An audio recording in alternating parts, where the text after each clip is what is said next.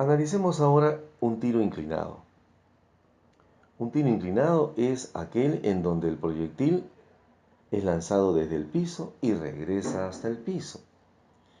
En este caso, el gráfico mostrado indica que el movimiento de ascenso o de subida es desde O hasta M y el movimiento de descenso o de bajada es desde M hasta P. Observándose que el punto M es el punto de máxima altura, es a su vez un punto que divide a toda la trayectoria en dos partes iguales, haciendo a su vez un trazo vertical por el punto M, observaremos que hacia el lado izquierdo y hacia el lado derecho, las características del movimiento son idénticas, lo que supone que por el punto M pasa una recta vertical que divide a todo el movimiento de un modo simétrico. Reconozcamos los datos de este tiro inclinado. Por ejemplo, el ángulo de disparo θO, la velocidad de disparo v sub o y además que si el móvil ha sido lanzado desde el origen de coordenadas, el punto O, significa que las coordenadas del punto de partida valen 0. Determinemos el tiempo de vuelo. Para ello debemos reconocer que la ecuación más útil sería esta, en el que la componente de la velocidad final en el eje vertical v sub y es igual a la componente de la velocidad vertical inicial en el eje y menos la aceleración de la gravedad por el tiempo. Si analizamos solo la subida desde el punto O hasta el punto M en el tiro inclinado, comprobaremos que la velocidad al inicio v sub OY, a medida que el móvil sube, va reduciendo su magnitud. Y en el punto M, precisamente, la componente vertical de la velocidad v sub y sería 0. Esto es un indicador de que hasta el punto M ha transcurrido un tiempo igual a la mitad del tiempo total. Así el tiempo total se divide en dos, un tiempo de subida t medios y un tiempo de bajada t medios.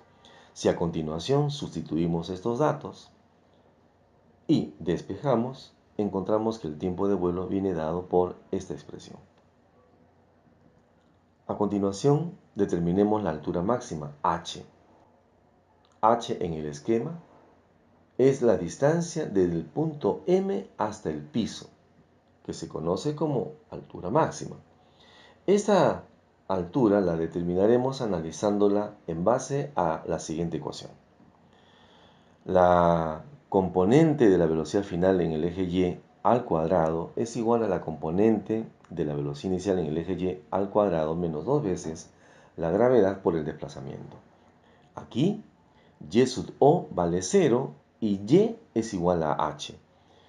Y es igual a h cuando la componente de la velocidad vertical en el punto M vale 0, de manera que al sustituir y despejar convenientemente, encontraremos que la altura máxima viene dada por esta expresión. Finalmente, el alcance horizontal L es la distancia comprendida entre el punto O de lanzamiento y el punto P de llegada al piso. Como corresponde a una distancia recorrida en el eje horizontal, utilizaremos la ecuación que corresponde al movimiento horizontal para el desplazamiento. X es igual a VOX por el tiempo t. Si sustituimos VOX por la fórmula que la define y el tiempo t lo hacemos igual al tiempo total, entonces X se convierte en el alcance L. Si ahora sustituimos la ecuación obtenida en A para t y efectuamos las operaciones indicadas, encontramos que la fórmula del alcance es esta.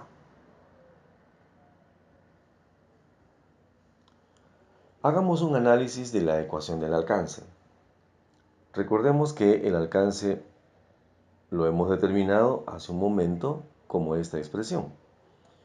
Y si efectuáramos varios disparos con la misma velocidad inicial v sub o, encontraríamos que los diferentes alcances L varían unos de otros por el valor que va tomando el seno de 2 veces el ángulo de disparo. De manera que el alcance máximo L ocurrirá cuando el valor del seno también sea máximo. Y el valor del seno es máximo cuando este vale 1. Y este valor se presenta cuando el ángulo 2θo es 90 grados. En consecuencia, el ángulo de disparo para provocar el alcance máximo debe ser 45 grados. Y a propósito, el alcance máximo bajo este ángulo de disparo vendrá dada por esta ecuación. Asimismo, si dos proyectiles son lanzados con la misma rapidez pero con ángulos de tiro complementarios, ocurrirá que ambos tendrán el mismo alcance. Entonces, empecemos por aquí. Si L1 es igual a L2, siendo ambos alcances, sustituimos cada uno por la ecuación que las define. Y, sabiendo que los términos entre paréntesis son los mismos, los eliminamos. A partir de aquí nos queda que el seno de 2α es igual al seno de 2β. Entonces podemos asegurar que 2α más 2β es igual a 180 grados. Y si extraemos mitad de ambos miembros, encontraremos que alfa más beta es igual a 90 grados. En este esquema podemos apreciar varios tiros con la misma velocidad inicial, pero con diferentes ángulos de tiro. El ángulo de tiro de 75 grados ha permitido que el proyectil llegue hasta la posición 10. Quiere decir que su alcance mide 10. Pero si observamos el mismo tiro con ángulo de 15 grados, encontraremos que el alcance es el mismo, 10. Si observamos el caso del tiro con 60 grados y el tiro con 30 grados, comprobaremos que el alcance es el mismo. Y de todos estos ángulos de tiro, observamos que cuando el ángulo es de 45 grados, el alcance logrado es el mayor y mide, en nuestro caso, 20. En este segundo esquema, podemos apreciar los cambios que se producen en el alcance a medida que hemos ido cambiando los ángulos de tiro. Y cuando el ángulo de tiro es 45 grados, el alcance resulta ser el más grande de todos, 20. Finalmente, en este esquema se muestra cómo se desplazaría un proyectil cuando no existiese gravedad. A esta estrategia de solución para muchos problemas se le denomina la estrategia con gravedad nula. El móvil ha sido lanzado desde el punto O y si no hay gravedad, su trayectoria es una línea recta que terminaría en el punto P. Si T es el tiempo empleado desde O hasta P, la magnitud del segmento OP sería VO por T, siendo VO la velocidad de disparo. Si además dejáramos en libertad a un objeto en el punto P y le diéramos el mismo tiempo de caída que le dimos al proyectil lanzado en O, veremos que en ese tiempo habría descendido la distancia gt² sobre 2, pero lo habría hecho con caída libre vertical. Si ahora nos fijamos en el triángulo rectángulo OHP, descubriremos que PH cateto opuesto de θO viene dado por OP seno de θO.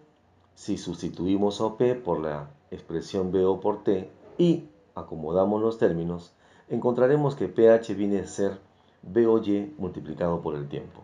Al reemplazar en el gráfico dado, encontraremos que QH viene a ser la diferencia de VOY por T menos 1 medio de G por T², que no es otra cosa que la expresión de la ordenada que alcanzó el proyectil lanzado en O, sujeto a la gravedad y que le permitió llegar hasta el punto Q. A continuación mostraremos otra forma de la ecuación de la trayectoria. Para ello, recordamos que la ecuación de la parábola es esta.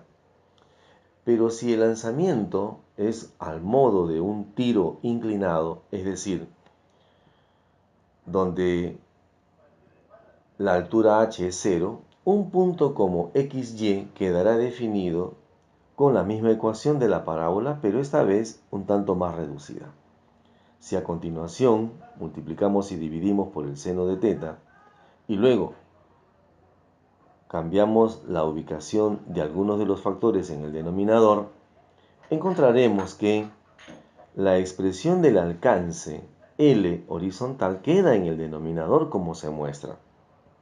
Al sustituirla y despejarla, encontramos que la ecuación de la parábola viene dada por tangente del ángulo de disparo, paréntesis 1 menos la abscisa X entre el alcance horizontal L multiplicado por la abscisa. Muy útil para la solución de varios problemas. Finalmente analicemos el tiro horizontal. Se llama tiro horizontal al movimiento de un proyectil que ha sido lanzado horizontalmente. Veamos el caso. Un proyectil va a ser lanzado desde esta posición con una velocidad Vx conocida. Este lanzamiento le permite llegar al móvil hasta esta posición, que por estar sujeto a la gravedad se ha visto obligado a descender. La posición desde la cual el móvil ha sido lanzado está dado por h. Reconociéndose esos datos y el tiempo, entonces podemos hacer el cálculo del desplazamiento en el movimiento horizontal utilizando la ecuación vista anteriormente.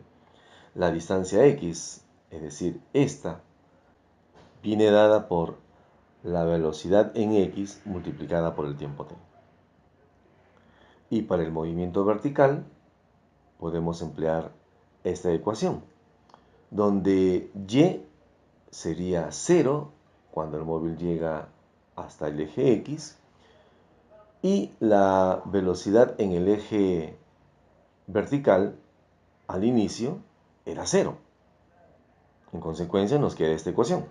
Y al despejar, diremos que la altura h, esta, es igual a 1/2 de la gravedad por el tiempo al cuadrado.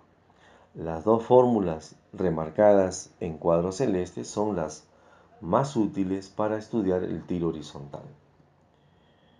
Pero si el interés es determinar la componente vertical de la velocidad total, esta es igual a menos la gravedad por el tiempo. Finalmente, la velocidad total en cualquier punto de la trayectoria viene dada por esta expresión. Y si pretendemos determinar el ángulo direccional de esta velocidad, aplicamos la ecuación que nos permite determinar la dirección de un vector en términos generales. Esperando que esta explicación haya sido de su completa comprensión, los invitamos a resolver los problemas que tenemos para ustedes.